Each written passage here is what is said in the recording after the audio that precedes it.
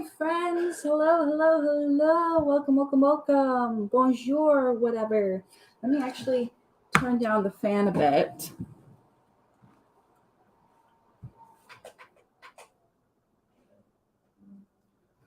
That should be a bit better. Hi, friends. Today is the day. Rain or shine, this musical is getting done tonight. Woo! So that means that we'll be here as long as it takes me. I'm not going to lie. I thought I would be further along by now. I have been spending the whole day writing, and it's just scene 6 is taking a while to crack. I wrote like scene 5 in a 50-minute sprint, but scene 6 has taken me 2 hours, and I still haven't done it. Hello, hello, cool gamer. Hi. Andy is here. Andy, hi. Ellery's here. Hi. Pixels. Hi, Amanda. Hello, everyone. Welcome to the day. We have Marin here chilling with us, cuddling with my pillow. And he says, "Oh, nice. While you write the musical, I'll be working on my latest experimental project, poetry. Woo, woo, woo, woo. Tell me everything. Happy time zones. Happy time zones." All I can say about Australia right now is that they're doing great in the World Cup, and I'm so happy for them. How am I doing? Okay. So as I've mentioned earlier, I guess everyone should say hi to the vlog. We'll do that a bit later. Today, I'm going to finish writing my musical. It's my experiment. And I've been sort of bribing myself along the way. So, scene 5 was like very fast. And so I assumed that scene 6 would be very similar because I have a Thai tea waiting in the fridge, chilled, and I vlog in general. And I was supposed to, have it done by now. I should be drinking my boba by now. That was sort of the plan. But this scene 6 has taken me a lot of time to write. If you're familiar with Guys and Dolls, it's doing something similar to the said to myself, sit down, you're rocking the boat, but not like musically similar, but I mean in terms of like how that scene has to pivot the story from this climax into more of a resolution vibe. We are trying to close all the circles, as I keep saying. And I'm just having a hard time setting stuff up so that it hits in the right way. There is this feeling right now that I am writing a first draft. Like scene 2, which I read on stream, some of it, which was like my big, like all the pieces are coming together and it's a conflict. That scene feels like super finished. Whereas like these next scenes feel a bit more tenuous. Like I'm not quite sure what they are, but I have a hard deadline of tomorrow for a submission. And even though I'm not submitting this, I need to know how the story ends so that I can write the synopsis for it. And you know what I'm saying? And I think even though I outlined so heavily for this, I am taking things in a different direction as I'm outlining and still like following the same beats. Writing is so hard. And right now I'm just trying to follow the through line as much as I can. Like my goal is to print this tomorrow. And so that means I need to finish writing it tonight. And by tonight, I mean like we are going to stream until this baby is done. The end is in sight. I have notated the end. I can see it clear as day, but I need to make sure it happens clear as day. I need to build the foundation to get to the end beats that I want. So let's see. Ellery says, I'm behind on job hunting and have been simming. I hope you mean stim. Oh, it's like simming, like playing Sims. I thought you meant like stimming. Amanda says, in my experience, leading into the absurdity of one plot line closing right after the other yields the most satisfying results for emotional catharsis. Yes, that's what I'm doing right now, where I'm just literally close, close, close, close, close. It's very fast paced. But the issue right now, at least, is as I'm running towards the finish, I want to make sure that those moments of pivoting where people think one thing and then they learn new information and they change their mind has the moment that they need. Even if it's one line, even if it's one thing that makes them realize, oh, this world belief, this worldview that I have was wrong, is really important, because so many of these things are about like family and queerness and stuff like that. And it needs to be really clear that those changes are happening. And especially like character like Rosa, whose homophobia doesn't really come from a sense of like the sin in the church. It's more of like, oh, my daughter's life will be harder, and I want her to live a happy life. And Joaquin says something to the effect of like, and so you are going to add to her pain. You're going to add to her struggle by being like that. And she needs to have that moment of pivot. And then Alejandra needs to have the moment of pivot, what she realizes, like, it's not just that Megan has student loan debt. It's that Megan is like, has made so many late payments and is even missed them. And so she works at Big Coffee because they're starting to take money from her paycheck, from her tax refunds, from her food stamps. Like, she is literally working there because it's the only job that could allow her to like live and pay back her loans. And this competition would set her free. And so even though she did something morally incorrect, the reason that we, the audience, finally understand the extent that she was living through, and we're like, oh, shit, that's why she did that.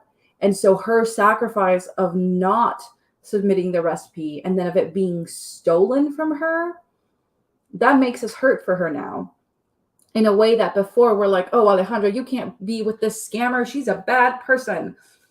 It's information that makes us turn our heads and be like, okay, we understand why you would do something so not evil, because this is like a rom-com, but why you would do something so, so bad. It's a very Shakespeare way of wrapping up rom-coms. Absolutely. My vision for this piece is like instead of marriage, it's Megan giving Alejandra the keys to her apartment. Like that to me is like a very modern ending with like that Shakespeare vibe. Andy says, I'm going to IRL writers group and got roped into going to a poetry open mic night reading my poetry. I've never read aloud before. I'm getting past my social anxiety. That sounds great. Ellery says, how long do you think it will take? How many scenes left? I have 2 scenes left. I have scene 6, which is like the big everything, the circles are all closing. Scene 7, where the main circle will close, which is Alejandra and her mom. And then scene 8, which is the finale, which I just told you about. So it's not that it's a lot of scenes. There's only 3 of them. It's just that scene 6 has taken way longer to do. I had 4 scenes to do today. Scene 5 I wrote in 50 minutes, and scene 6 I have been working on for like 3 hours, and I can't crack it yet. So I'm thinking we'll probably be here past midnight, but I'm hoping that that's not the case.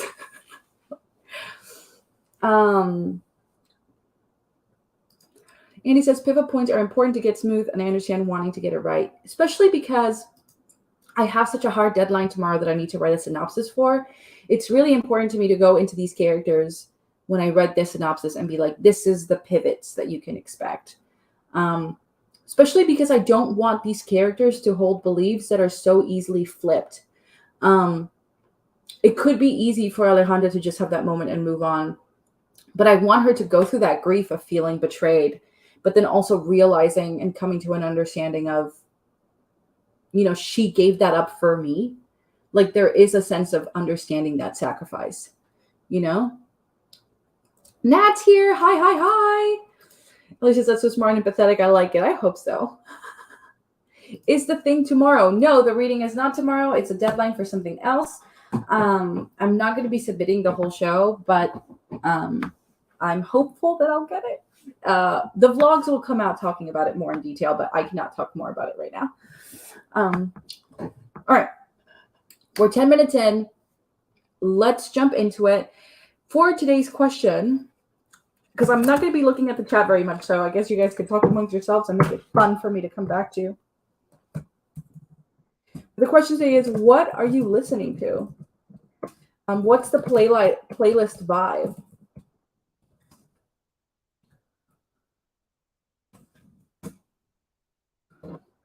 And with that, let's jump into it. Oh my god, can you even see the timer super well? You probably can't. Ugh. No hanging from my lips like the Babylon. Gonna have to do that. There we go. That's perfect. Almost. Yeah. That should do it. Joe's here. Hi, Jojo. Back to job hunting. Let's go. I can talk about it, but I shouldn't. All right, let's jump into it. You're on your own when it comes to music. So again, put your headphones on. That's what I'm going to be doing. And let's take it from there, friends. Let's get started. And 3, 2, 1. You have 10 seconds to get ready. Or you would have 10 seconds. There we go. 10 seconds. I'm putting my headphones on, making sure they connect to the right place.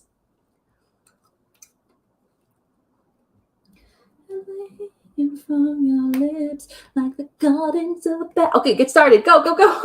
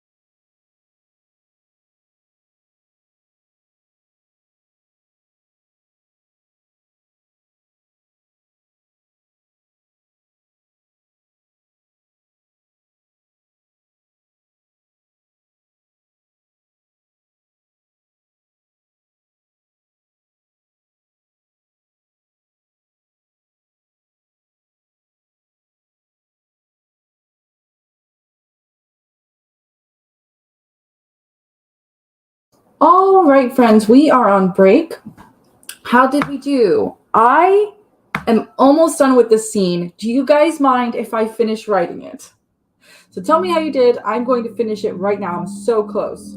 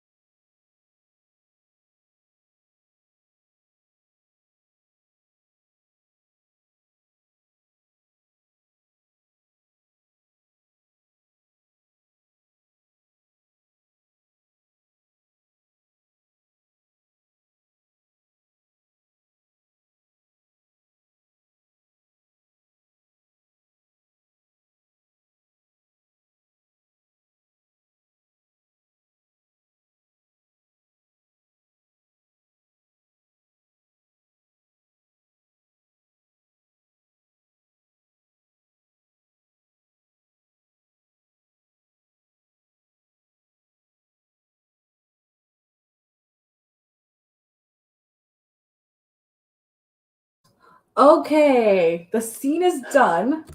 Um, or as done as it's gonna get in this version.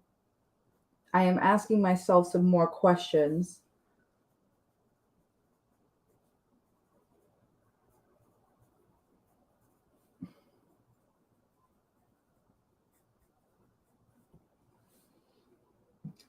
Hello, everyone. Before we answer the what are you listening to, what's the playlist vibe, do tell me how you did during the last sprint. Did you finish? What did you write? Tell me all of that.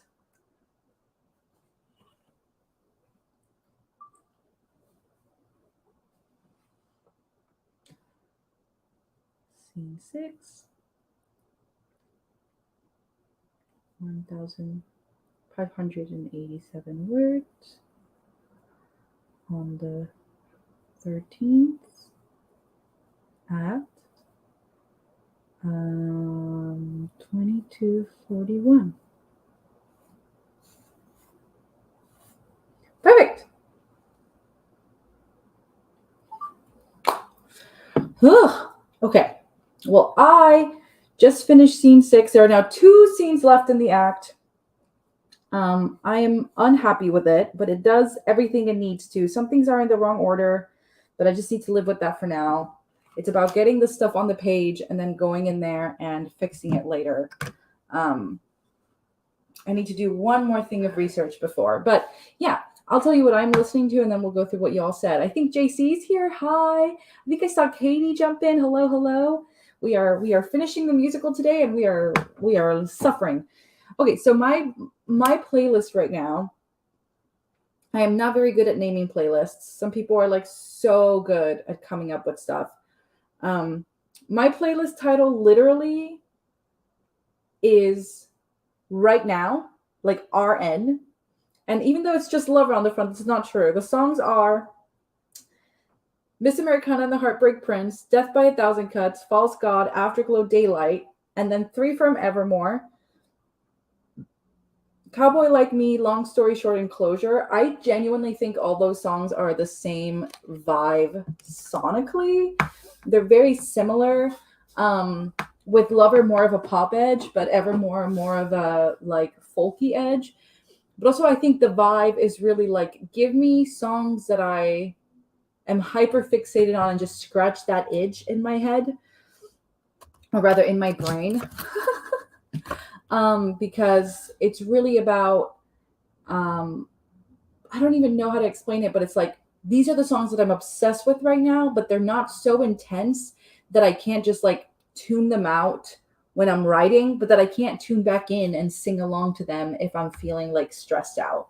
So it's like the perfect vibe for writing, where it's like, I know them well enough where I can tune them out, but they're still fresh enough that I can sing to them instead of like going on my phone as like a little break. Amanda says, mostly listening to Butterflies Hunt because I have been speed finishing the songs for the concert, not me doing a speed finishing for this draft. But I've also been listening to Mars Council's EP a lot. Ooh, fancy. Pixel says, currently listening to an 80s city pop song called Friday Chinatown by Yasuha in order to write a short story about people in a dance club having fun. I love that. I love song for vibe. I'm not very good at that when I write. There's something about like I have to be in the vibe while writing. Ugh, so egotist. Nat says, I'm currently watching Outside Lands Festival livestream. Outside Lands. My boy's playing in that, I think. Oh, no, he's not. And by boy, I do mean my problematic fave down there. Pixel says, the vibes are supposed to be just these people coming together in a time of opulence, like today's Japan, and enjoying life while dancing and having fun. I do love that. That sounds like such a blast. Ooh, Annie's getting their folio together of poetry. How fun! A poetry mentorship. Joe says, I can't deal with Outside Lands. It makes going into San Francisco even more unbearably chaotic. I feel like San Fran being chaotic is like one of those requirements, you know? Katie's here. Hi, Katie. And I'm hanging from your lips. No, and you're hiding from my lips like the Gardens of Babylon. But I keep thinking you're hanging. Is it hanging? I don't know what the right lyric is for that. I miss Nightbot. Me too.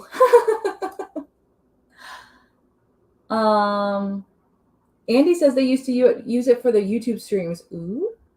We'll get Pitch to fix that for us. Also, yes, for those of us in the know, Ellery is Lisa, but they're going by Ellery right now. JC, hi. Hello. How's the writing going? Nat says, I wonder if you can just import/convert Twitch commands to YouTube commands with Nightbot, or if you have to start from scratch. I don't know. Nova, hi! Who, boy, that scared me. I'm sorry, gang. I'm so sorry. I'm so sorry. Ellery says, I ate food. Didn't have dinner till now. That's great. I just had dinner. I had like some vegetable pack. Wait. Wait. I'll be right back. I've been waiting to do this literally all evening.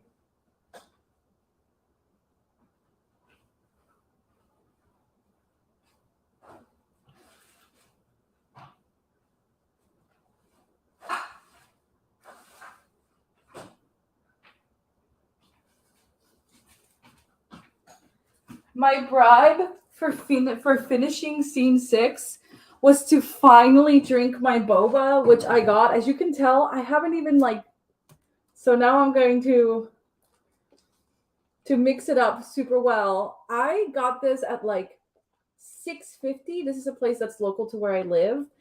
And I literally have had it in my fridge since maybe 6:30, because my scene 5 process was so fast. I was like, I'm definitely going to get to this really soon, and then I'll be writing scene 7 on stream. But it took me so long. So now we are doing a mix of this live. So anyway, yeah, I had dinner. I had some what is it called? Some lettuce, but it all expired today. So I had to go through all the bags and find the non-wilted ones. So I didn't have a great dinner, but this is going to be good. Chris says, only got a couple paragraphs in, but I have started this short story with a vibe based on the song. And now we have that alongside a cute sapphic romance. Cute. I love that. I'm writing a sapphic romance. Andy says, I ended up writing some scribbles in my notebook for a potential poem set. 2 poems is opposite about changes. I love that. Do send those over in the Discord. Joe says, I put my favorites from each Taylor album on a playlist. Oh, I love doing that. My favorite thing to make, based on any album I listen to, because I'm an album girly. I'm I do not want to listen to a single if I can help it. I want to listen to a body of work and fall in love with the idea of what this was trying to convey. But my favorite thing is listening to an album and then making Maiga's cut, Maiga's version. Not to steal Taylor's thunder, but I create a no skips version. This is the version that I'm going to be looping, and the other songs are now dead to me. Nat says, girl, why don't you ever share your playlist with a burner account? Probably because I do have my personal account on Instagram, and more than anything, I am an intense looper. I don't know if most people aren't, but I hate that people can see my stats. If I'm listening to the same 3 songs for the whole evening, I don't want you to know that. I don't want you to judge me for it. Why is Maiga still listening to the same 3 songs from Evermore? Because that's what I'm hyper fixated on right now. Leave me alone. So for those reasons, I never in the almost 10 years I've had Spotify, I have never once made my stuff public. And I have a burner account that is not connected to any social media. Do not make this a thing to go find it, because then I'm gonna have to be sad, and I don't want to be sad. Can links be shared in chat? No. They can be shared, but I can't click through them. So if you want to do it in the Discord. You hang from my lips. See, to me, it's I thought you hide from my lips, the Gardens of Babylon, because to me, the Gardens of Babylon are lost. They were hidden for a long time. But then I was hang from my lips was also what I was thinking, because obviously the Gardens of Babylon hang on Babylon. So I was ugh, that's such a good. It's to me that August, meet me behind the mall. Instead of behind the mall, which I hate, I always sing meet me behind them all, which is a way better line. And I'll stand by that, because it's the same thing as behind the mall, but more explicit. And because the word mall takes you out of the song. Or when she sings 90s Trend, takes you out of the song. But them all, perfect. Katie says, oof, got back from trying to jerry-rig some fans for my parents because the electricity's out in the room. Oh, shit. I'm so sorry about that. Joe says, I made tikka masala and saag paneer for dinner, and I'm already contemplating leftovers. That's so freaking good, dude. Woo, go me. Thank you. Scene 6 is done 1,587 words. They're not good words. Okay, that's not true. There are some good words in there. I think the thing right now is I'm really getting stuck in the details. And I wrote to myself here, do not get bogged down by the details. What is a way we can resolve this issue with ease? And I think that forces me to go into my plot and be like, what's a great way to resolve this? Because it's not like I'm writing a TV show. This is a musical, and people have expectations of how long it should be. The form demands a certain length. And I think my desire to be overly analytical and like overly explicit limits how much connective tissue my actors can add on to the piece. And so I'm trying to make things really not fast, but I don't want to waste any time. I don't want to lag. I really want it to be just like a constant movement, a rush to the finish. Katie says, but to answer the playlist question, I was so excited for it. My playlist are very much revenge, feminine rage, and I hate you, but I want to fuck you. Those are so, love that. Somehow Karma became the unofficial anthem of this book, though. I love that. Oof. Keep my side on the stream. Andy says, you can import the Nightbot command. To hear that, Pidge? Please create a functional Nightbot for me. Thanks. Just charge me like $50 or something. Chris says, we're just eating leftovers right now. We've been consistently losing weight for some reason and are trying to gain some since it's been everyone, including myself, worried. Oh my God, yeah, please get healthy. Micah's cut, yes. I also do that with my skip songs. I love that I'm not the only one. Nova says, I would never judge. I listen to one song on repeat for days until I find another song to sing up. That is so me behavior. Like, there's last year's artist. I think this year my artist is like Taylor Swift. Like, I just haven't been able to let her go. But last year, it was a Spanish-speaking artist named Ricardo Arjona, who I also wrote a draft to of Café con Leche. It was very funny. But I'd listened to the same songs so much that I was not only in the 0.1% of listeners for this artist, who's very big in Latin America, but also like that song in particular killed my metrics. It killed my metrics. Like, there are phases in my life, and you can tell like by which song I've listened to the most. I had listened to this song more than any of the other songs on Spotify combined. And that's with Taylor Swift this year, I have surpassed even him. So it's like, I don't want people looking at me and being like, oh my God, she's listening to Cowboy Like Me for the 50th time today. Katie says, oh, I'm such a looper too. I literally wrote almost 100K book to a single song. Katie, you live on the East Coast. We need to meet up already. It'll just be you and me silently writing next to each other, looping the same song, but different song than each other. And it'll be like a fucking blast. Andy says you can also turn off others being able to see your listening activity. I know. I have that all off. I trust no one. Nova says, or Pixel says, we do the exact same thing, same song or two on repeat until we get bored and go back to an old one until a new song pops up. You know what's a song I heard today that I hadn't heard in a while that was just like, oh, I know what I'm going to be looping next. Damn it, Panic at the Disco and their stupid shit, but this is gospel. If you love me, let me go. I remember where I was when that song came out. In misery, but like actual bad misery. Right now I'm in good misery. Like, I'm writing a musical, but my God, that song, this is gospel for the fallen one, and then the live piano version, fuck me up, Brendan Urie, but don't literally. Katie says, also, I changed the lyric in the very first night. They don't know how much I miss you, but changed to her because it feels better. I agree. They don't know how much I miss her. Ugh. Joe says, I hate the 90s trend line, but I have no problem with the mall line because it's such a naive teen love song. And like, how does she not see that meeting place as a red flag? Okay, I hate the 90s trend line. That is the whole reason Willow is like never on my Evermore. It's like the one song on Evermore that I'm like, no. But there is a reggaeton remix that I sent to Nat, but I also posted on my story like 2 days ago that makes me love Willow. And now that Taylor Swift is touring in Latin America for real, she needs to do a reggaeton collab with Wisin and Yandel to make this happen. That is my actual hottest take. Taylor Swift crossover like Selena Gomez into the Spanish market, but with her English lyrics, but with reggaeton production. But yeah, Meet Me Behind the Mall. But it's like August is the one song out of the trilogy that stands out on its own. But also, she drinks wine in the song. And even if it's potentially metaphorically and she's drinking underage, there is this sense of olderness than in for the other two songs. So I still think the mall line is stupid. But also, I always sing, I miss you, but I miss sparkling. As I miss you, but I miss Spider-Man. Best believe it still be you. Put up in the room, I can still make the whole place shimmer.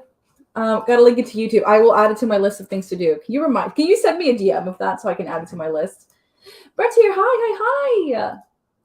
Katie says a friend of mine suggested making a hyperfixation song playlist with all the songs I listened to on it, and it was the best idea. It's perfect. That is my right now playlist. 100,000 words. I know. Katie's a beast. Have I ever listened to the band I Don't Know How They Found Me? No. Send something in the Discord. We have a music chat now in the Discord. Send all your music things there. I love that everyone here is just like the worst. We're all collectively hyperfixation baddies. You know what I'm saying? Brent says the only playlist I've been only listening to for the past 10 years would be K-pop. Dude, I remember there was one K-pop song that I hyperfixated on like literally 10 years ago. No, more like maybe 8 years ago. It was from like the first or second wave of K-pop. I cannot remember what it was now. But if Kat were here, she would know. Too Weird to Live, Too Rare to Die is such a good album. True. Pop punk phase, drop it. Who is it? Shy. Lurk. I pretend the 90s line is about the 1690s is the only way I can tolerate it. If it's all in my head, tell me now. It's not in my head. But also this 90s trend line is about the 1690s. It's just Parks and Rec when April Ludgate dresses as a pilgrim. The mall line makes a sense as an old. I mean, I went to the mall to hook up with whoever I was seeing at the time. It's not that. It's just the word. It's just the writing in the lyrics makes the mall sound infantile when everything else sounds so grown up. I just think it doesn't match the vibe in the writing. I am all about the dad rock bands, dude. Anytime, like the lead singer of the band passed away a couple days ago, and I was like, oh, every single one of those hits like a fucking gun. Themed playlist. Woohoo! All right, kids.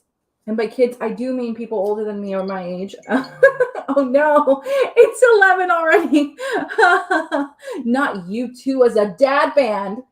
Shy, I'm talking about the 70s. Oh my God, I'm so old. Even my dad bands are old. Shy. Shot through the heart. I thought that was a dad band, but Bon Jovi is now for your grandpa. Brent says, just this year I've dropped like 1K on 2 K-pop concerts. I feel that. And it was on the same week. 5K on K-pop merch and concerts alone. I cannot begin to tell you how much money I have dropped on my Hero Academia merch. You'll have to see the vlogs, but like I literally bought, I'm going to just remove them right now. I bought some keychains. She's beautiful. Momo is my favorite, in case you couldn't tell. I feel like I'm the most like Deku, but I want to be Momo when I grow up. I'm like both of them. Anyway, I bought 1, 2, 3, 4, 5, 6, 7, 8. And I bought another Froppy and 2. So I bought 9 figures yesterday. I gave 3 of them to my friend in retrospect, and he got me, I don't know if you can see it back there, but a Froppy Funko Pop. So it ended up being the same amount of money. But yeah, no, I understand. Like, it's almost embarrassing. Momo-sun, but Deku Moon. I think it's definitely like a Deku-sun, Momo Moon situation. Because, like, the notebooks and shit. Oh, my God. Damn it, Katie. I need to frame this now. This literally wrecked my brain, but also everything, like, clicked into place, like... The worst part is that I'm a Pisces, So like, by the time that the whatever astrologers people get to Pisces, like they're out of ideas. So I always get like the bottom of the barrel shit. It's so frustrating.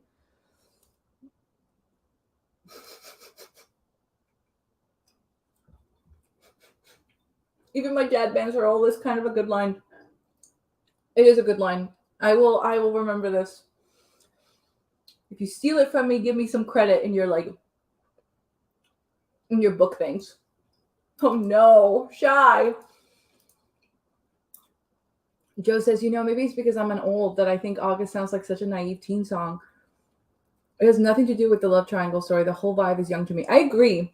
But I also think it's written from the perspective of someone who's like maybe in my age group, like late 20s, early 30s, looking back at that moment instead of somebody like later that summer realizing it. You know what I mean? So that's why I feel like it doesn't quite match up. You really don't want to know how much I drop for anime stuff. I feel that. Pixel says we have spent around $2,000 on One Piece merch this year and will spend much more money as time passes. 100%. If you love My Hero Academia, my favorite podcast, literally of all time, is The Big Three, hosted by Nate, Jess, and Cam. I don't know them personally, although I have worked for them a few times. But the point is that I literally listen to this podcast in full, front to back, maybe a couple times a year. And I'm talking like 2-hour-long episodes about like the lore, and I'm just like, yes, it's my brain. For the sake of the bank account, I had to stop going to anime cons. I feel that. Like, I literally have to limit it to just the girls and occasionally Deku, because it's like, oh, once my Shoto hyperfixation happens, it's late. Like, it's over. I'm trying to let the Todorokis like out of my life. I know. I know. Deku literally crying so hard he like breaks the floor. That is me. Katie, no.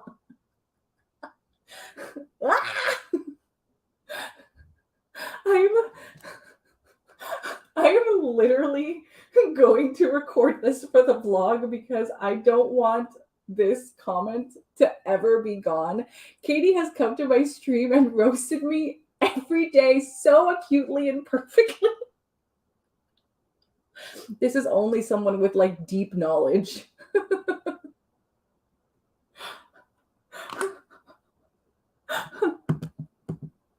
Oh my god.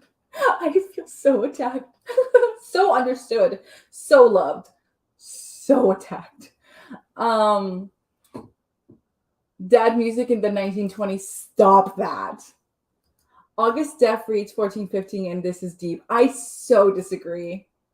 We're going to have to agree to disagree. 80s was 20 years. Stop that. No, it wasn't. Deku cried a lot. I know. The Todoroki obsession is real. I know. I don't like, well, actually, if I say this, it'll be a spoiler, so never mind. But like, if I was a teenager and I had watched My Hero Academia for the first time, Todoroki would be my entire life. But now that I'm an adult, Aizawa is my entire life.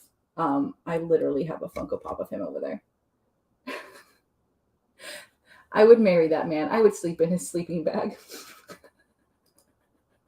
Not the Christian music. That's my job. Glad to be of service. Used to be My Hero Academia, but couldn't get past the fact Hiroshima disappeared so fully the fandom forgot about him despite how close he was to Bakugo. My Hero Academia enjoyment comes purely from the fact that I have no interest in being part of the fandom.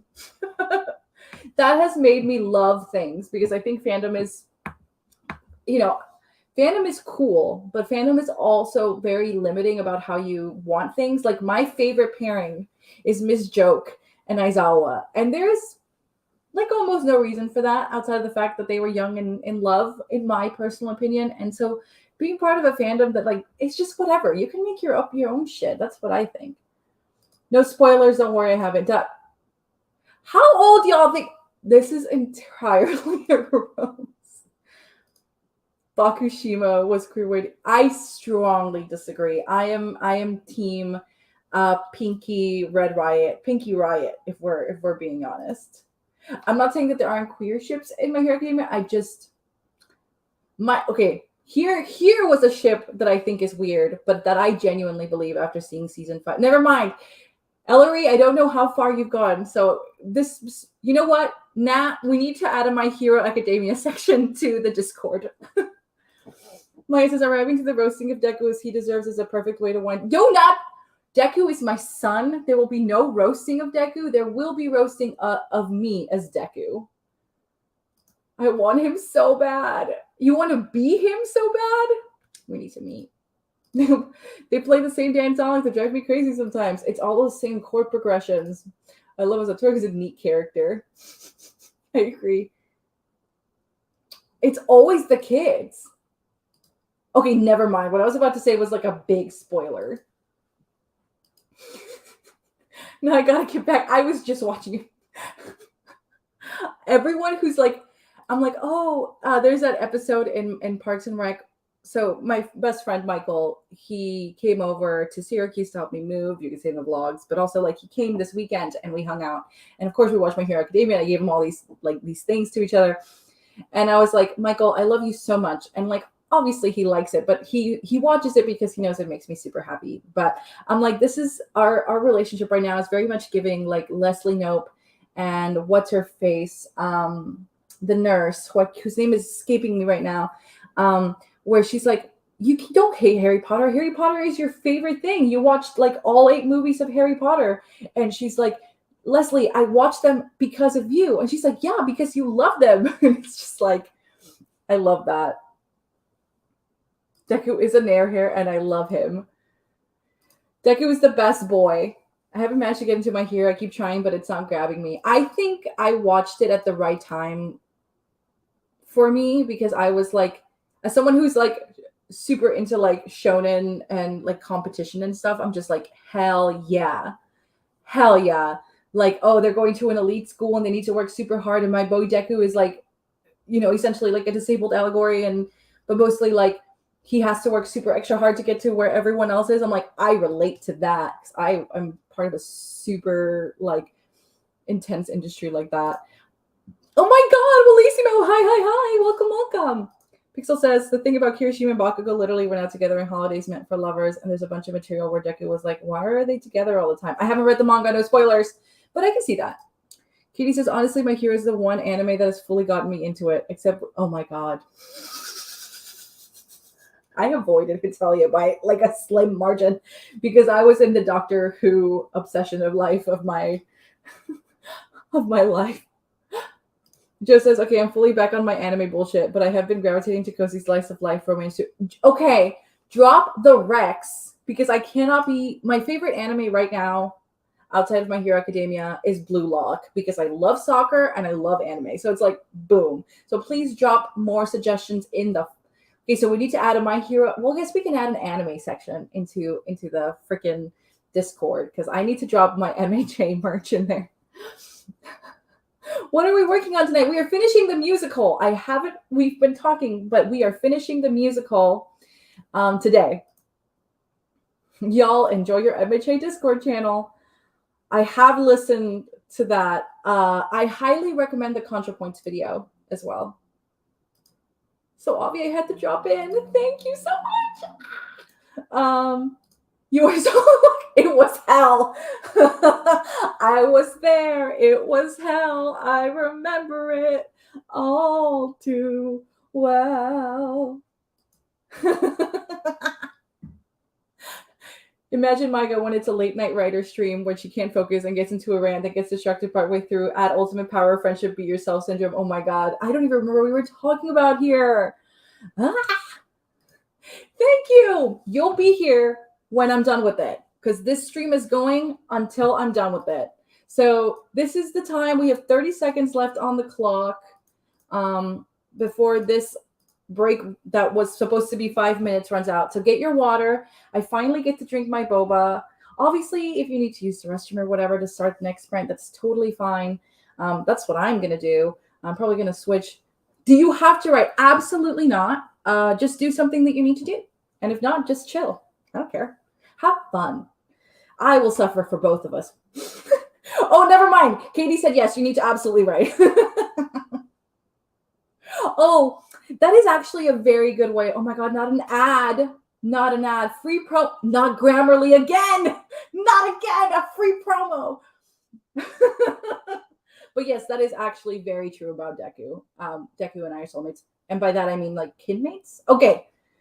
Let's get right in, kids. And by kids I do mean people that are older than me. Oh my God.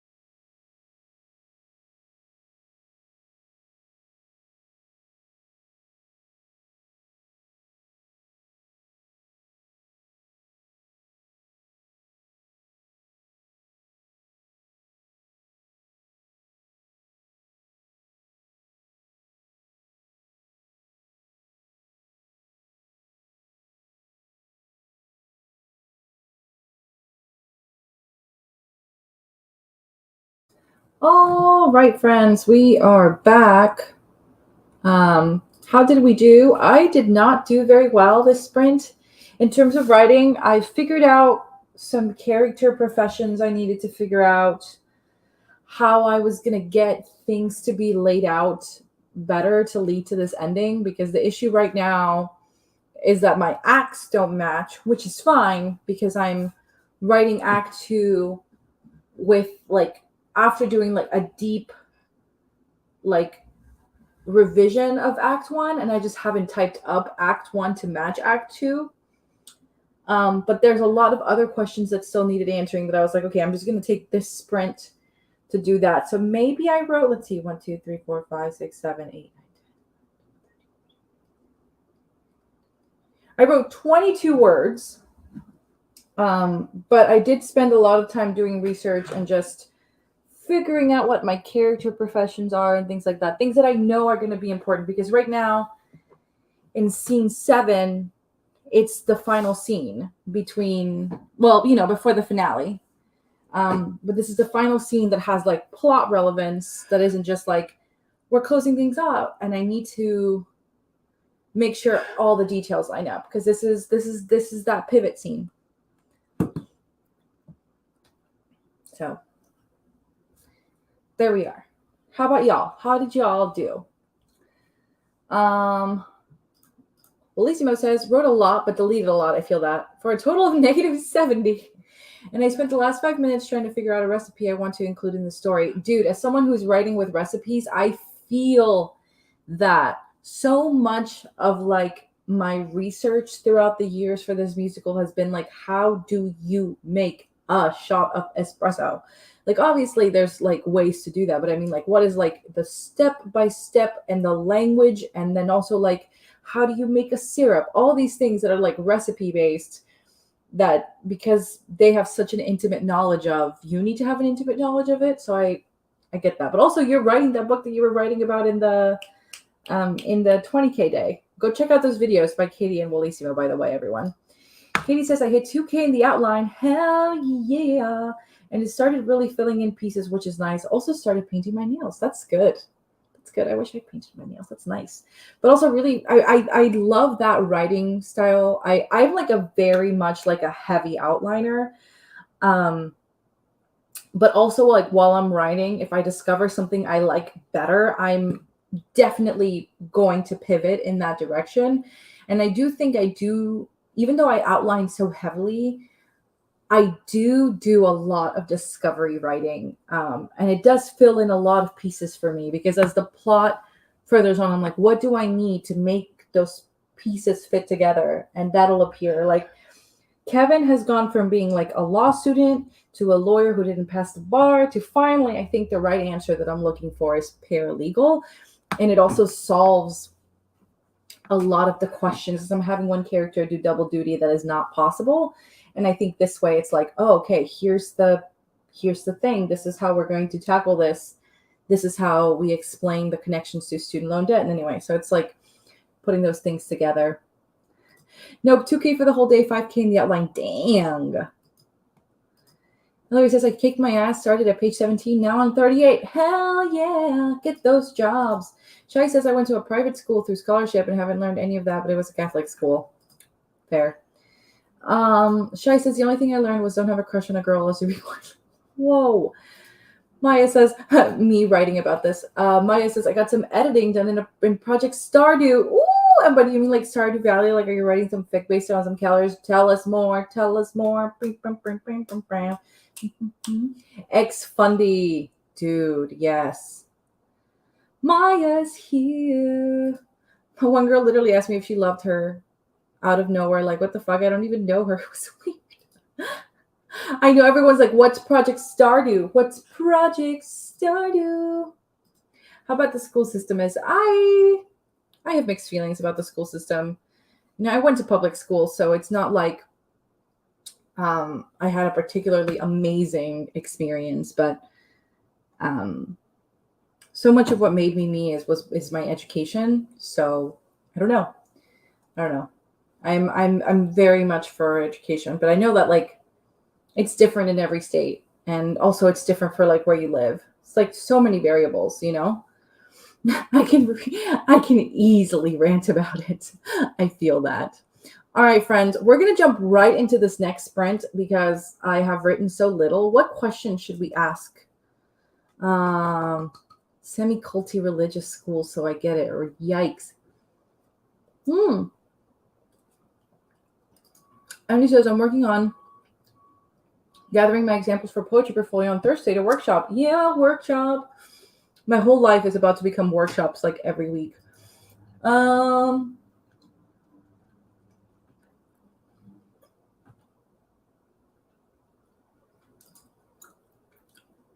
no. Project Stardew is the accidental horror-esque novel I'm writing based on Stardew Valley. It was supposed to be very low stakes and cute, but now we've got a god called the Unmaker. Oh no. Oh no. I love the workshops. It depends. I think as an adult now, in terms of like as an artist, I consider myself to be more mature. I'm going to enjoy workshops a lot more. But I think one of my worst workshop experiences is taking a song that I really loved and getting so much feedback and then having workshop every week that by the time I came out of it, it was no longer good. And maybe it was never good, but I liked it because of the feedback. But then more importantly, I made it so many changes that fit other people's like energy and vibe outside of that, that I ended up never being able to return to its original purpose. And that was a loss in my book. And I feel like now that I'm older, I would be able to be like, okay, thank you for the critique, but I'm actually not going to apply every note you give me. And I think that just comes from experience. In workshop, you are going to lose some of what your intention was because you're getting like so much feedback. But I think it's your job also to know what your intent is as an artist and as a writer, and realize that maybe like someone just isn't getting that, and decide whether it's like they're not the right audience, and or is it like an intent-based thing, you know? Oh my god, the Unmaker is a slay name. I agree. My teacher was shit, but she was homeschooled. Rip. Maybe ask what's everyone's favorite spice. Okay, what is everyone's favorite spice? It could be any spice. That will be the question. Such a tough lesson to learn, but so vital. It's such an important part of learning to take criticism. I 100% agree. It is very nerve-wracking to share ideas, and I'm going to be doing that every day with original songs, which is like the thing you love the most if you do songwriting. All right. Here is the question. What's everyone's favorite spice? And let's jump into the sprint. I hope, because we got to keep the writing vibes going. It's already 11:45. My God. Let's get started in 3, 2, 1. What? Let's go. Hot and sexy. I need to stop reading these comments. I need to write.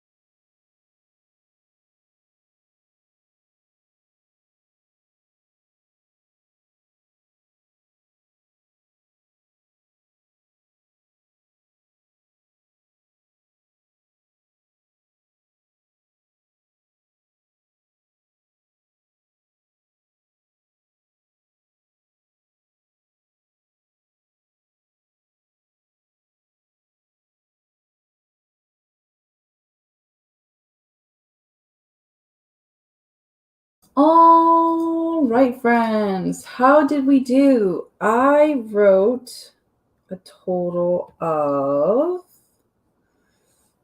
no more keeping score. Now I just keep you behind. We are at 317 words. I think that the scene is actually going to be very short. It might just be like a song, a duet between the two of them.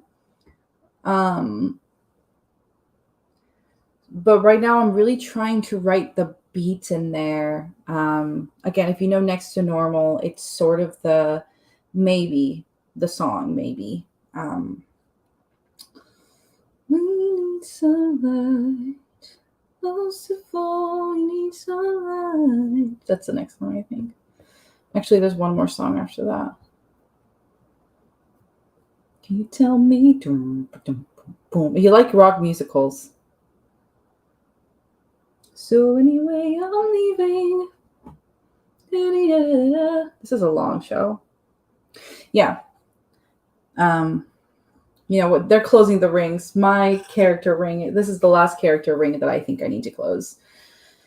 Oh, this scene is so hard to write because I need Rosa to apologize, but I also want to give Alejandra the right to be upset, and that even though she does want to be with her mom again, that she does get to be upset with her and tell her how she's feeling, and then have her mom apologize, which I think is so big. I think part of me is getting stressed about the fact that this is sort of that media where it's like, oh, millennials are writing about apologies because they can't get an apology in real life. And I think while that's true, it also takes away from the fact that a lot of us are having conversations with our parents for which they have apologized, you know?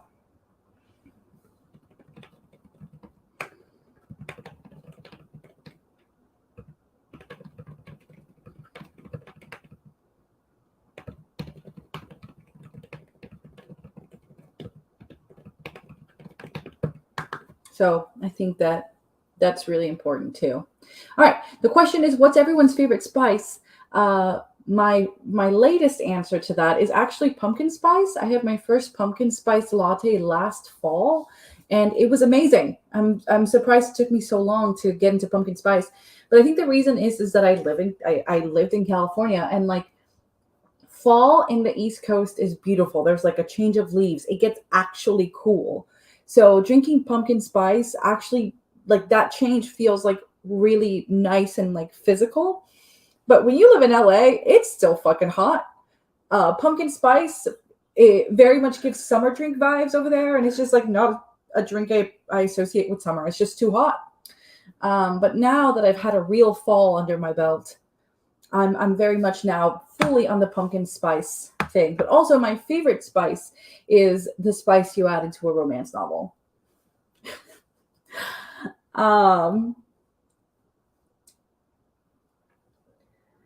Maya says, about the Stardew Valley, I already have people ready to fight me because I've emotionally ruined the male main character.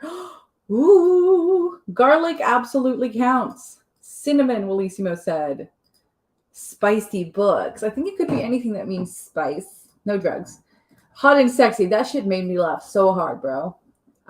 Paprika. That's a good one. I think my favorite seasoning or spice is taco seasoning.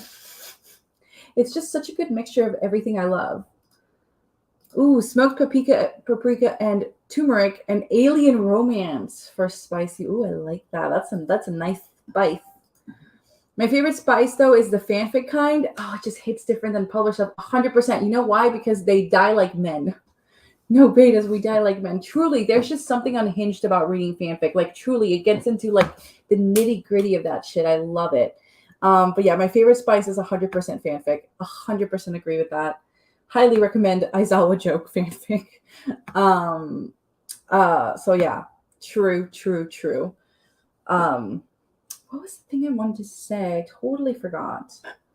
Yes, that garlic. If you mean in terms of that, somebody else answered that. Rosemary, classify that as an herb. Oh my god, Lisa was so smart. I'm like, girl, you gave this way more thought than I would have, and I'm happy about that. Salt, basil. I feel like if basil is coming out of a container, spice. If it's fresh basil, not spice. Close second. Basil is elite. Anise. Ooh. Ooh. A good simmer pot, but an actual food. I can't say I've ever had it. Maybe it's in pumpkin spice. I don't know. Cilantro is a spice. I don't know if cilantro is a spice if it isn't coming out of that, because I feel like it's just an herb at that point. And I do think herbs and spices are different. Mayo as a seasoning. We have beef. So I thought cilantro tasted like beef, like soap to me, but it doesn't anymore. And now I'm just wondering if people are just washing their thing with soap. There you go. Laundry be like a situation that needs to be handled. So Marin's thing is that she loves playing with a hair tie, and she's very good at playing fetch. So she'll bring the hair tie, and I'll just like, you saw me, just throw it.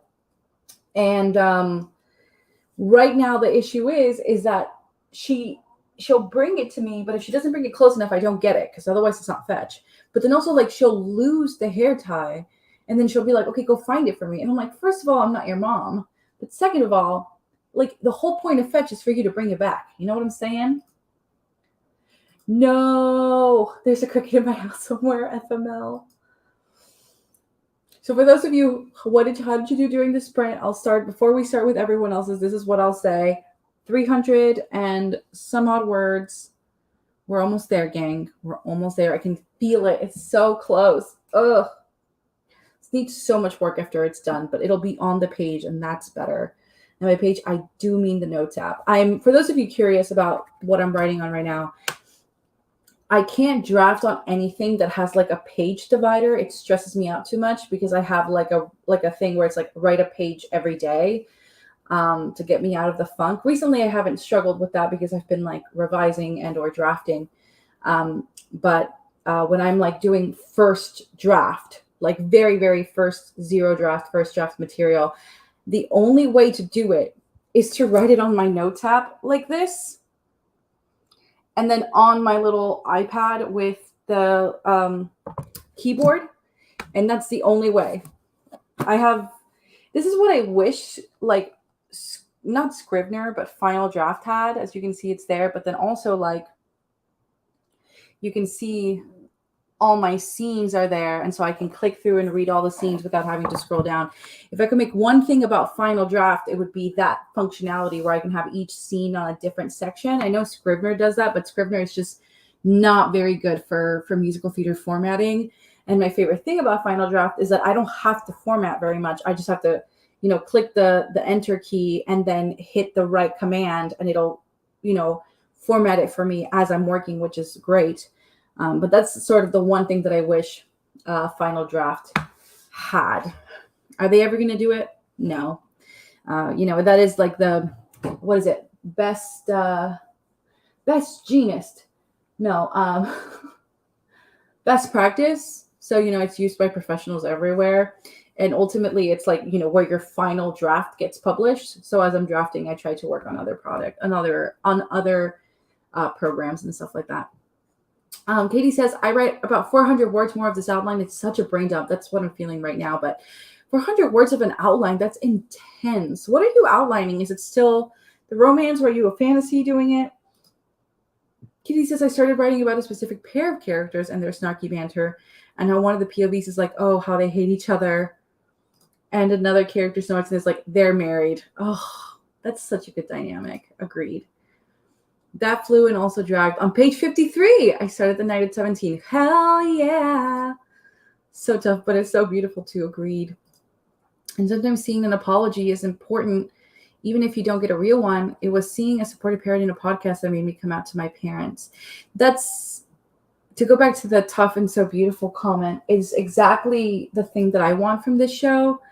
Like, my purpose for this show is obviously, like, I guess there's a difference between like intent. Like, I want to write the story because I think it's fun. But like my wish, my little sprinkle wish for this story is that one day someone will watch my show, or especially important for me, it's like one day maybe it'll get like a pro recording or a movie or something. Dream big, I know. But it's the reason I do that is because I want people to see it with subtitles in whatever language it is, but particularly for this in Spanish.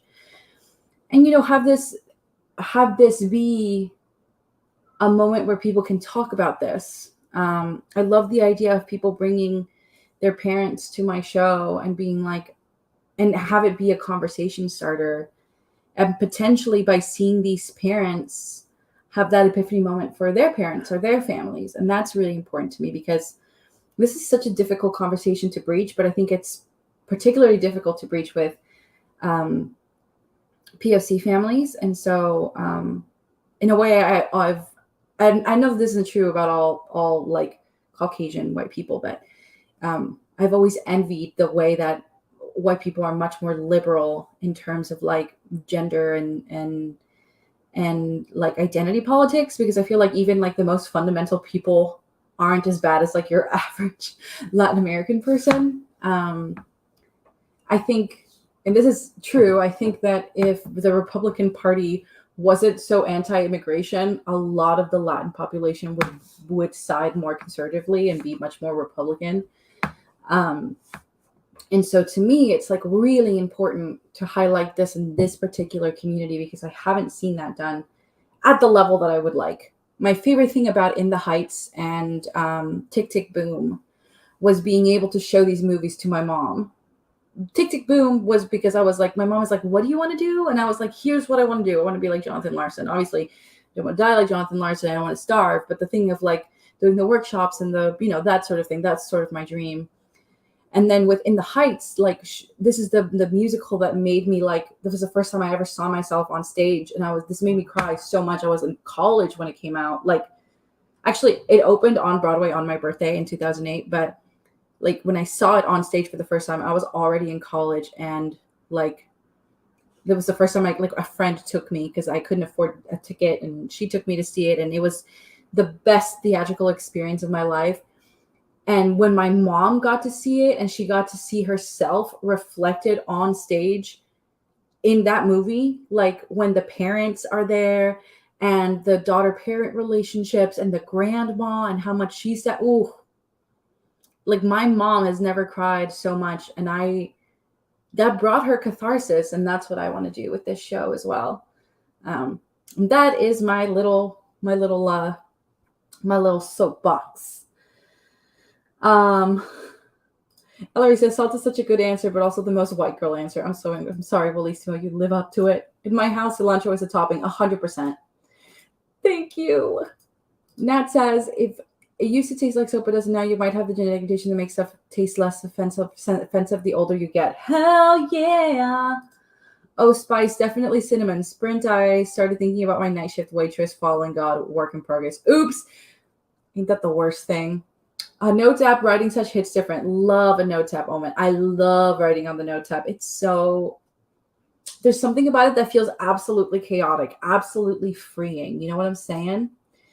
Katie says, I'm currently outlining a fantasy project, dragon emoji. Ooh, ooh, ooh. It's got a lot of characters and a lot of threads, so I'm trying to get a lot of outlining done before I write the first draft. I 100% feel that. My characters, I have 6 like main characters now. I used to have I cut 2 characters out completely in this next draft, and it still feels like I have endless amount of threads. So I can't even imagine with how big fantasy projects get, how much you have doing. Where's Jack? I talked about this in a vlog I posted a while back, but I wasn't able to get an apartment with a dog.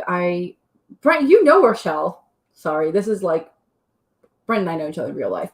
Actually, maybe you don't know Rochelle. Hold on. So anyway, Rochelle's my roommate. This is her cat. Rochelle isn't in today, so she's hanging out with me. But my friends Felipe and Aldo are taking care of Jack. If you're not following me on Instagram, do that. Because that's where I spent the majority of my days. But that's where I share photos of Jack. They're he's living with his primo right now. Primo being cousin. So yeah, they're vibing, and I'm hoping to have an apartment next year where I can bring Jack with me, and go get him because I do miss him so much. I miss him so much. If I think about Jack for too long, I will start crying. So we're gonna drop this right now. But yeah, my boy is being fostered by his uncles right now, and they're doing a really good job of taking care of him and my car, because I live in New York City and it's hard to park my car.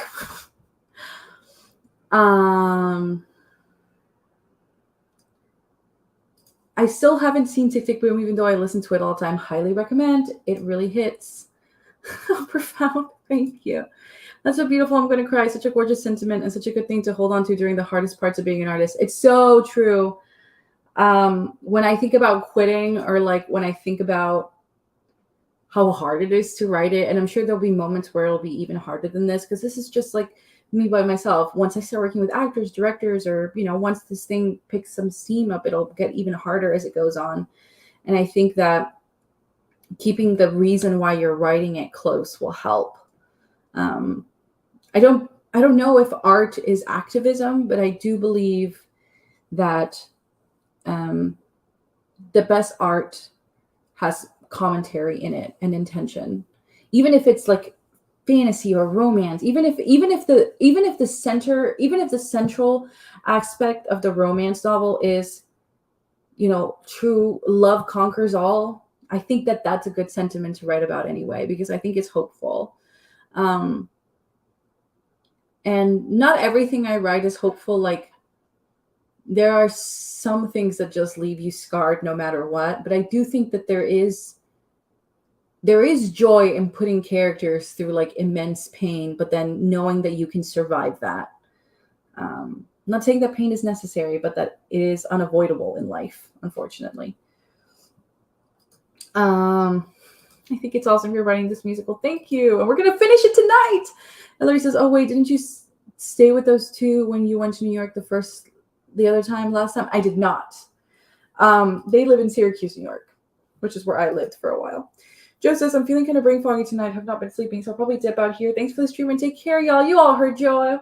Bye, Joe. Thanks for hanging out with us.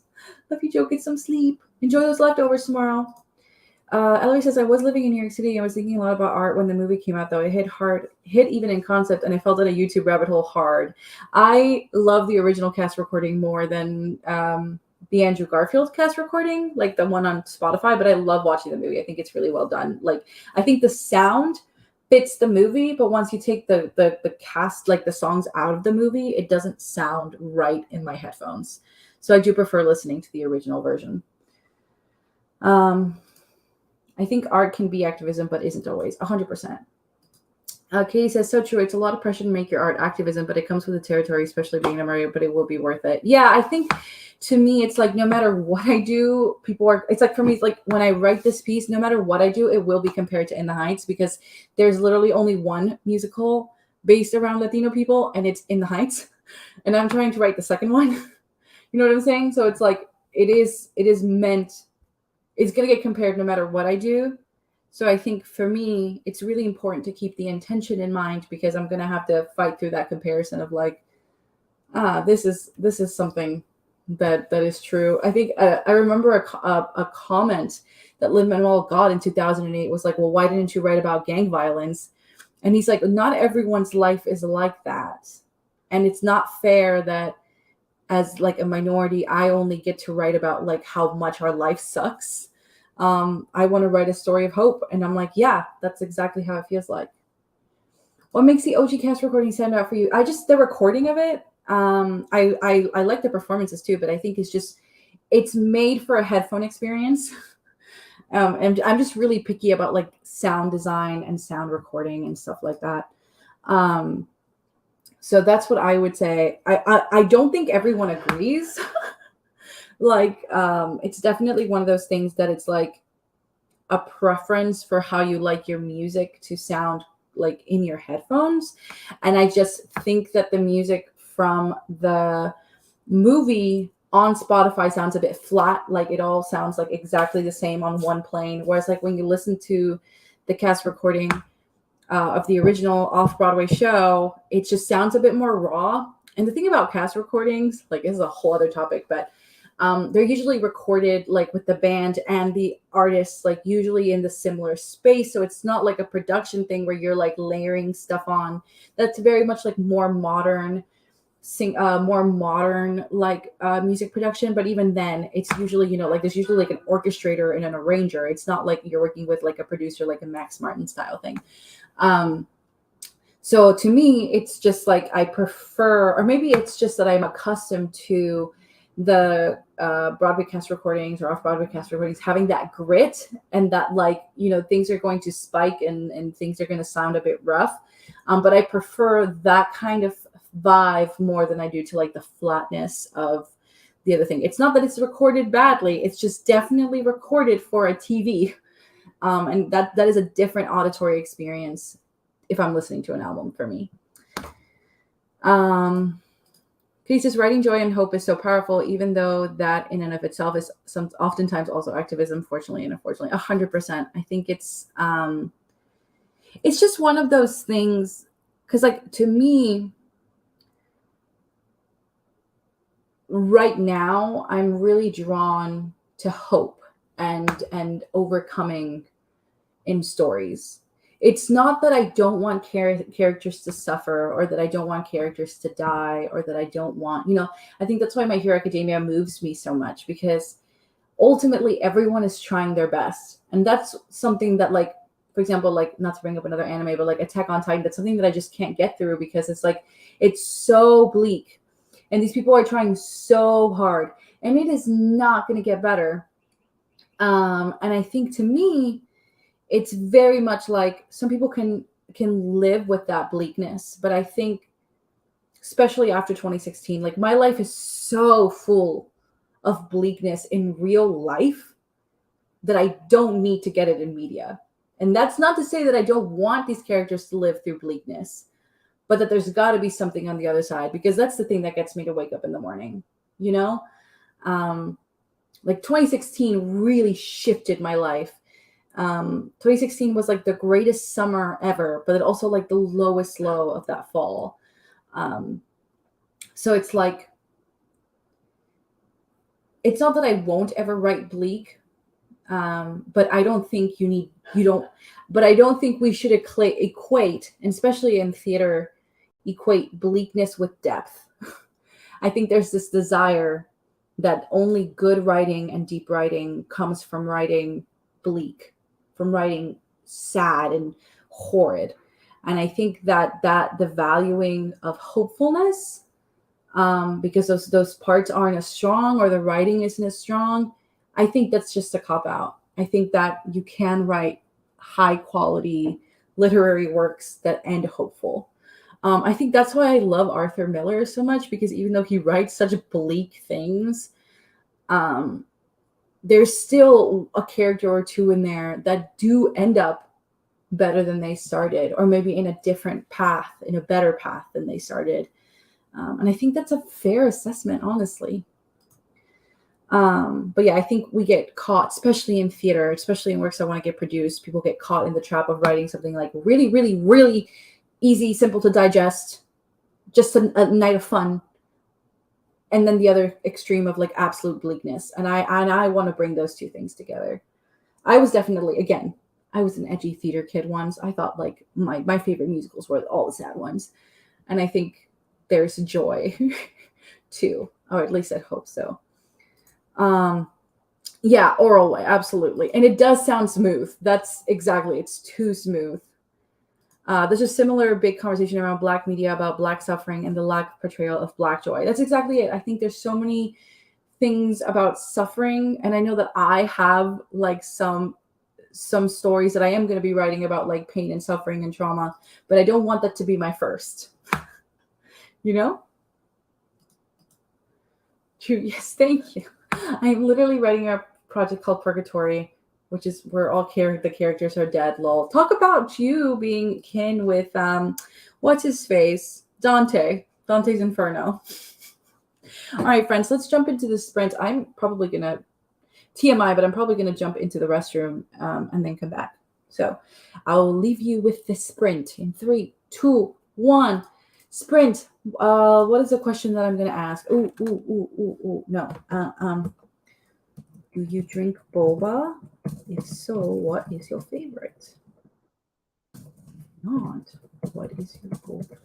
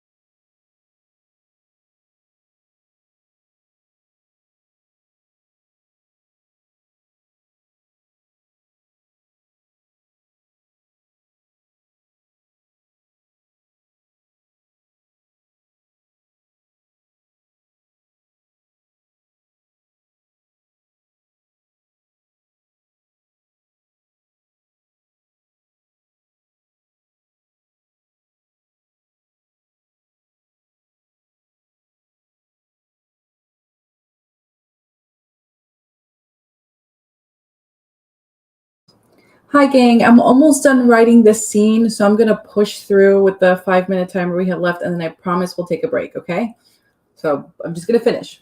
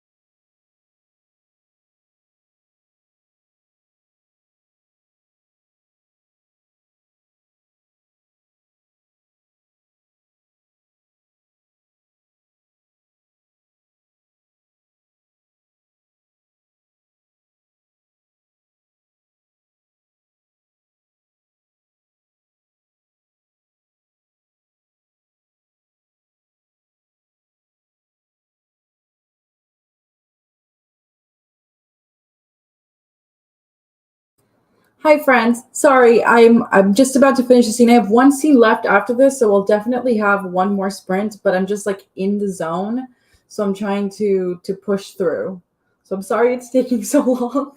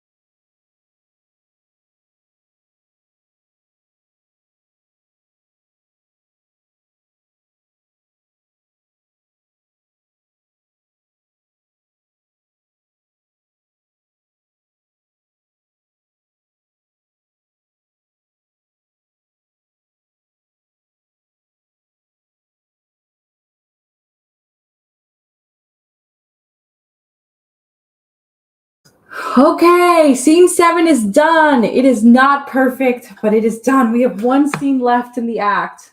All right, let's see how many words we got. I might read this one to you guys because there's something about it that is not quite fitting right, and maybe I can get some perspective from you guys. I'd really appreciate that. What do you guys think about that? Also, how did you do during this sprint? I'm very interested to know. Word count 708. I wrote 789 words. But first, the boba question. My favorite boba is this one. It's the Thai milk tea with brown sugar. It's my favorite. I love the classic boba. I only really like Thai milk tea. And then if I can get like a taro, but it has to be, the thing about boba for me to really enjoy it is it has to be really, really cold. And rarely do they give you enough ice. So that's sort of my vibe with that one. Let me catch up with the chat as you guys answer the boba question and or how you did the sprint. Shai says, I think it's good to write about hard things, even though it might be hard to talk about it, if that makes sense. 100%. I was listening to the Big Three podcast about My Hero Academia, which I highly, highly recommend if you're into podcasts. But one of the hosts was like, media is not escapism. It isn't just escapism, but it's armor you put on to deal with life and how you work through other things. And I'm like, that's exactly what I want to write. I want to write armor. That is such a good thing. Katie says, honestly, that's why I think I gravitated to writing romance, because the hope and things of love conquers all is what I really need 100%. So Katie left. Nat says, I don't do boba. The texture is hard no for me, but a good Thai iced tea, yes, please. I love getting a good Thai iced tea while eating Thai food at a Thai restaurant. Nothing hits as hard as eating like a good pad Thai, or like a good, I just can't even think of the names right now, but like there's the beef broccoli and then there's like the peanut sauce and oh, so good. And then having a refreshing Thai tea. Amazing. Maya says, I had amazing honeydew boba with watermelon boba last week. 10/10. I need to have that daily. That is such an amazing, weird thing. Incredible. Let me make sure I write the time. Actually, we are in the 23:59. So fun fact about me, in my journal, even though it's past 12 right now, if I write something past 12, but it's still within that 24-hour period, I will write like 23:59, because it still counts to me as like the 13th, even though it's the 14th now. Anyway, Ellery says, I did not work that sprint. I was bored and needed a break. Honestly, I love that. I also need a little break at the beginning of that one. Is this the last bit? We have one more sprint left. I'm pretty sure I can write the ending of this musical in the next sprint. So 1 30-minute sprint left. I'm probably going to do some revisions on scene 7 as we talk through it right now. But yes. One more sprint. Tell us, how shall this be done? Okay, so this is scene 7. Everything has gone down. Everything we already know. Both us and the audience know everything now. So now it's about Alejandra and Rosa getting back together. In an earlier scene that I read with the chat, Rosa very much was like, I hate you. I hate you, but like you're a lesbian, you live a life of sin, but more importantly, you live a life of failure and you have like sort of failed to live to the expectations that I had for you. In the following scene, Megan obviously doesn't take the money and gives a contract to Alejandra to fight her way out of it. Like, you know, everything's going to get resolved positively. But Joaquin and Rosa have a big scene where Joaquin is like, what makes a good parent is someone who loves her child unconditionally, not someone who only loves her child. Hold on, I have to write this down. Love their child unconditionally, not someone who loves them only when they please them. And he walks out on Rosa, and that makes her like realize like, oh, maybe I haven't like been a good mother this whole time. Bye, Maya. I have to be awake in 5 hours. I'll catch you up on the replay. Have a good night, afternoon, whatever your time zone is. Thank you for hanging out with us, Maya. I appreciate you.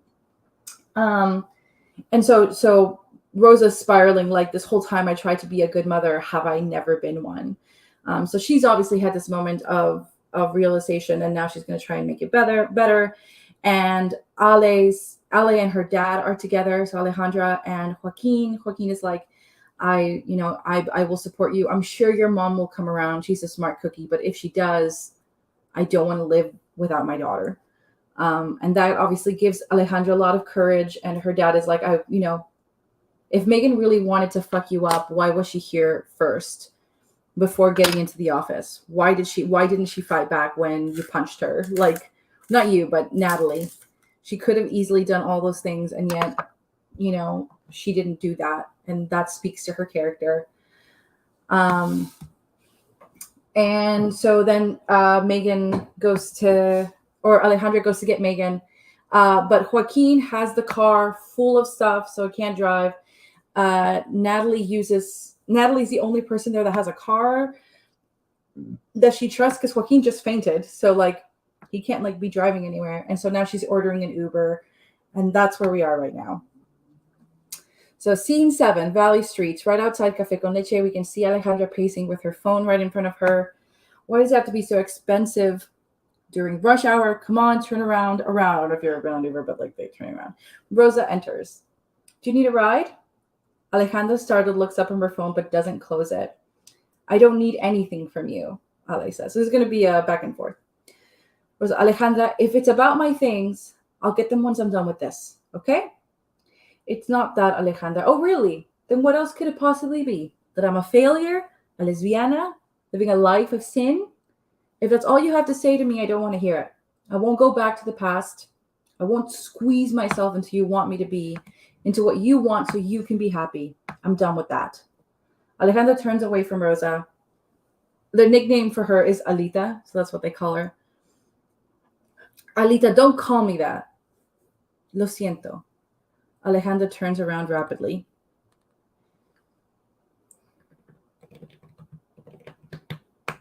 Oh, sorry, it's quickly. What did you say? I'm sorry, Rosa says, for everything, for what I said, for what I did. It's not enough, Ma. Rosa, I know. Alejandra, how can I trust you again? Believe what you say. At every turn, you have tried to mold me into what you wanted instead of letting me be myself. How do I know that you won't want that for me again? What? Sorry. I just realized that that's a different thing than what I wanted to say.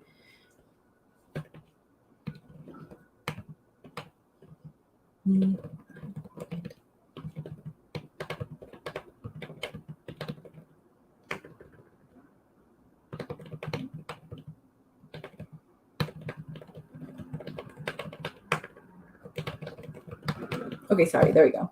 At every turn, you have undermined me, what I wanted, to fit into your vision of me. How do I know you won't want that for me again? Rosa, Alejandra, my whole life, all I wanted was for you to be loved. In my head, I knew exactly how it would play out. You would get a good education, find a good boy who spoke Spanish. You would love him and marry him and have children with him, just like your dad and I did. I had it planned in my head, down to the letter, your timeline. And then you started doing your own thing, growing and learning, and I didn't know how to cope with that. I don't know when it happened, but I stopped being Rosa, and I started seeing myself only as Alejandra's mom. Who am I if I'm not? Who was I if I wasn't your mother? And a good mother at that. What would people think of me? And so when you started straying away from my vision, instead of adapting, of letting you grow, of letting you fly, discover, I held on tighter, so tight you slipped through my fingers. Your dad always told me that I was the smartest woman he'd ever known, but I'm not. I messed up everything for us. Hold on, but he'd ever known, but I'm not. I messed up everything for us, made you feel like you weren't enough as yourself when you have always been in my eyes. I'm sorry I wasn't when you've always been. I shouldn't say in my eyes. I've always been. I'm sorry I wasn't the mother I thought myself to be, but more than anything, I'm sorry I wasn't a good mother to you. Alejandra, I don't know if I'm ready to forgive you, Ma. Rosa, I want to atone, to show through my actions, not just my words, that I love you. A beat. Alejandra takes a breath. You get one chance to love me as I am, not as you wish that I was. I won't live through this pain again. I know. I promise to do my best. Gracias, Alita. They stare at each other and say nothing. No one moves, not even a breath. Alejandra, I could use your help. Rosa, if it's within my power, I will help. Is it that ride? Alejandra, oh, is it that ride? Where to? Alejandra, Megan, you're going after her? Yes. She stole from you. As your mother, it'll be hard for me to forgive her for that. Even if it was my fault she knew about you in the first place. I guess, in a way, you did bring us together. Life works in mysterious ways sometimes. Alejandra, turns out thanks to her, I'll have 100K to my name and a contract to lease Media Naranja to Big Coffee. Well, if the deal works out my way anyway. It seems Café con Leche will be in business for a while. Might have to try that famous drink of yours. No need to give up on everything you are. Because me. Everything you are. To atone is the wrong word. To atone, but that's what I know you hate ice drinks, Ma. Yeah, well, I'm in the business of trying new things, or didn't you hear? Alejandra and Rosa begin walking together. So where does she live exactly? Alejandra, off the bowl, which is the Hollywood Bowl for all the new locals. Rosa, you must really love her if you're willing to drive all that way through rush hour traffic. Alejandra, you must really love me if you're willing to drive with me all that way. Rosa, maybe while I'm driving, you can catch me up on everything I've missed while I had my blinders on? Alejandra, I'd love that. Rosa and Alejandra exit. And that's the scene. Obviously, I think this is going to be like a song. This whole scene, I think, is going to be like a song. But I think for sort of the basic vibe of what I'm trying to accomplish with this scene, it's fine. It's not my best work. But I think it's functional enough. I think there are ways that I could write this to be like much more effective. I do think I'm doing a lot of telling in this. So there you go. That's scene 7. And now we are at the end of the road. I'd love to hear your thoughts. Ellery says, oof, the beginning of this conversation hits for me even though you didn't write it for me. I'm glad. That is sort of the point of this, so it's perfect. And it's not just for people who are Latine. It's for everyone who might feel connected to Alejandra's story. It's just I feel like we don't get to talk about this. Oh my God, I added and subtracted and I still ended up with 789 words. That is hilarious. Although I'm going to just copy it again just to make sure. I'm feeling so long in a 20-year dark night. Word count. Yep, still 789. All right. Well, while you do that, tell me what... honestly, no questions. What are you going to finish in the next sprint? What are you going to finish in the next sprint? Because for me, the answer is this musical. Oh, Ned says, okay, it being turned to a song makes more sense because my critique was going to be it felt a bit too poetic for conversation and almost disconnected. Yeah. So to me, right now, is that it's definitely like this scene is 100% going to be a song. Um, so right now, what I'm writing in this version of this draft is the book, so the play behind the song, behind the musical. So a lot of these scenes, like 100% of these scenes so far, for the most part, I have been writing dialogue and writing the play. That's all going to change in the next draft where now that I have everything written out, I'm going to um, take this and be like, okay, what is song? What is scene? And then out of the words that I've written, what am I salvaging to rhyme? So that's why I think that this is a next to normal thing. So like if you know that song, maybe they're legitimately talking to each other, but it's still a duet and it's still musical. So I think that that's the thing right now. If there's this songwriting technique where before you write the lyrics for your song, you write the intent behind it, like what you're trying to say, and then how you say it is different. It could be more poetic or more singer-songwriter style. So for me, this is what I'm writing right now. I'm writing the dialogue and the intention behind the song, and then in the next draft, because the book will be finished, right? All the things that make musicals not fun, like the plot and making sure that everything lines up in the story and you don't drop everything. Um, um, and I think that that will be like perfect for that style, and then turn that into a song. Sorry, I just read the comment. Um, I'm not going to finish anything, but I will work on jobs. That's still jobs, baby. This feels like a moment/event. Yeah, this is definitely this is like the big 11 o'clock number. This is well, not 11 o'clock, but this is the last big number. Like literally this song, and then we go into the finale.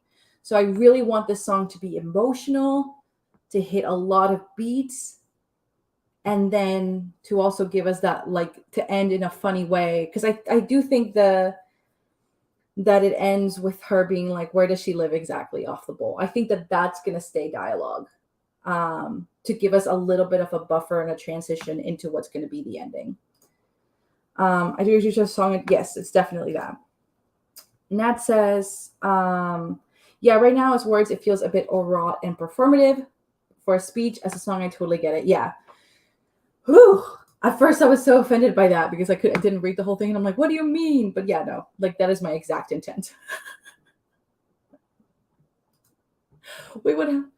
You sounded very mean. Tone it down. Your girl just wrote like the last scene of her show. I feel like we've been building for this for 2 years. Also, it feels like this is the 11th hour song of a musical about writing, about Michael writing a musical. Wouldn't it be funny? It's like Strange Loop, where Strange Loop is about a musical theater writer who's writing a musical who's writing a musical about. So yeah, it's a musical theater writer who's writing a musical about writing a musical while he works at the Lion King. It's very much giving Strange Loop right now. All right, let's do this last sprint so that I can be free. I can't believe I'm gonna finish this. Let's fucking go. In three. I will stop the sprint the minute this is over. But also, like, what did we think about like the beats? I think that this is like pretty good beat wise in terms of like the emotional beats are there. I'd like to know your thoughts on that. All right, anyway. In three, two, there are 10 seconds on the clock. But yeah, I'd love to know your thoughts on whether you think that like it wraps up pretty well. Yes, said with love. That is exactly correct. Exactly correct. All right, let's go. Let's get into it. Whoop whoop whoop.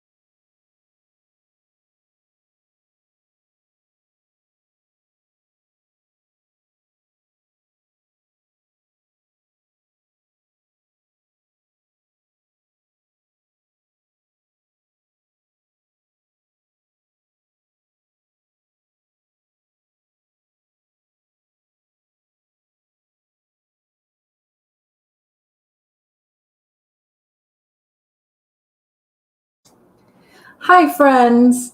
I'm almost done with the scene, so I'm just gonna finish it and then I'm gonna call it, okay? So, the musical's almost over.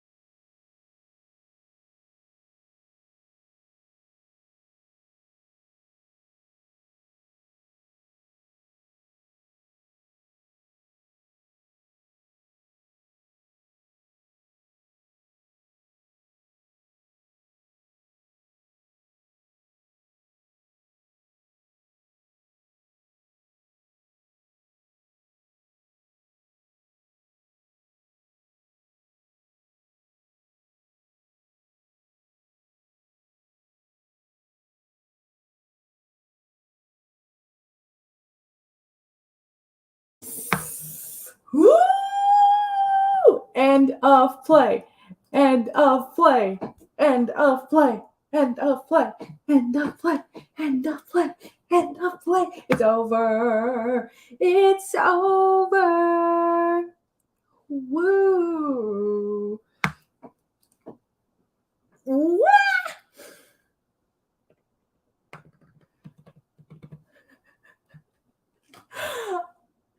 I'm literally gonna take a little video of this moment. It is currently 1:58 a.m. Some people have braved it through the whole thing, but we are now at end of play. Draft 2 of Café con Leche is now done. It's done. It's over.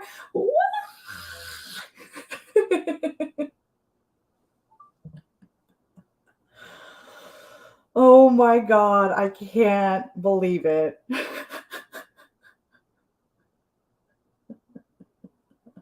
It's over. It's over.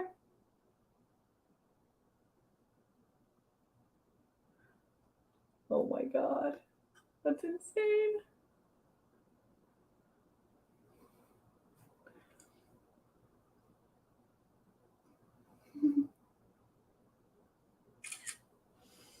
End of play. End of play. Okay.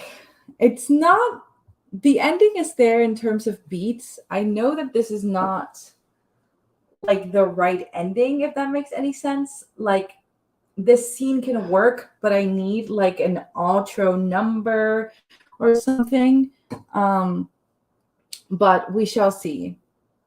Um, so this is what I have for scene 8. It says, scene 8, Café con Leche main area. It's late evening. Café con Leche is closed. Alejandra's busy making 2 million naranjas, which she sets on the counter. Megan is cleaning up the bar. Natalie and Kevin are both studying with their books open in front of them. Megan, didn't you guys score really well in the LSATs? In the LSAT? Why are you still studying? Alejandra, it's almost Christmas. Oh, I guess I should probably say that it's Christmas in the actual, it's late evening. It's Christmas in LA. String lights on palm trees is the vibe. Kevin, listen, you might be satisfied with the 25th percentile, but it's UCLA we're talking about. Natalie, yeah, if we can schedule one more exam before the end of January, we can get that coveted 166. Kevin, not to mention all the applications and letters of rec. And Megan, forget I asked. The bell rings. Rosa and Joaquin enter. They are decked out in Chilean gear, wearing soccer jerseys and Chile baseball caps. Alejandra, ma, pa. Rosa, hola, mijita. Joaquin, ¿cómo están? The three hug each other. I wrote that like twice in the same. The three of them hug each other. Megan picks up the 2 drinks and takes them over. Alejandra, you ready? Megan, hola, don Joaquin, doña Rosa. Megan hands over their drinks. Joaquin, we are now. Joaquin goes to take a sip. Rosa, we told you to call us Joaquin and Rosa, please. Natalie, how come I don't get to? Joaquin, maybe you should have dated Alita for that. They all laugh. Natalie should have dated Alita instead. They all laugh. Natalie reaches out for Kevin's hand. Natalie, unfortunately, I don't swing that way. Kevin, hey, what is that supposed to mean? That you're cute. Kevin and Natalie share a kiss. Alejandra, let me grab my bag and we'll head out. Rosa, Alita, you know we could have taken the flyaway to get to LAX. Alejandra, I don't get to see you both for Christmas this year. At least this way we get to spend a bit more time together. Joaquin, that's nice, but I don't want to be late. Papi, the plane doesn't leave until 2 a.m. and it's 8 p.m. with traffic and everything. Rosa, your dad sure loves the airport. Joaquin, it's international, okay? You never know. And it would be like, uno nunca sabe. Megan, this is the last time we'll all be together. Rosa, ay, Dios mío, don't say that. We'll be back in February. Before the new year, I wanted to share something with everyone. Alejandra, what is it? Megan goes to Alejandra and holds her hands. Megan, I already asked your parents, and while I know it's not traditional for you to leave home before you get married, Rosa says, I didn't live with your dad until then too. Joaquin, although she was spending a lot of time at my apartment in Valparaiso, amor, but we're hardly traditional. You've been spending so much time at my apartment, and I figured. Megan extends a copy of her house keys. Would you like to move in with me?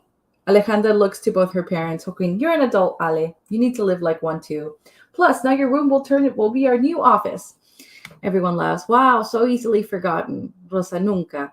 Rosa goes and hugs Alejandra. You're not sleeping at home anyway. Might as well live where your heart is, mijita. Joaquin, it happens to every parent one day. We held on to you as long as we could, and now it's time for you to start making a family of your own. Alejandra to Megan. I would love to. Megan and Alejandra kiss. Rosa, it's a good thing we're going to be gone for a while. Gives you a lot of time to leave your room spotless. Alejandra, Mommy. Rosa, you may be a lot of things, but I hope that at least one of them is clean. Megan, I'll make sure of it. We'll help too, Natalie says. Alejandra, see, a whole arm. Oh, sorry. Rosa, see, a whole army at your disposal. Bueno, ¿nos vamos? Vamos. Joaquin, vámonos ya! Everyone packs up their stuff and leaves. End of play. So I know that this will either be the transition into sort of the big song at the end, or this will sort of be the final scene before, like, I'm not sure exactly how it plays out in my head. That's sort of the thing that I have to learn right now, where it's like, what is like, because this could very easily be like a reprise of a major thing, or a song that we've already heard, or maybe it's something new. So I need to figure out exactly what this is, but I love like this very intimate vibe that this final scene has, even though I know it's not going to be the end. And that's it. End of play. It was a 4-hour stream. We talked a lot. I wrote 4 scenes today, which is crazy. So thank you all so much for watching.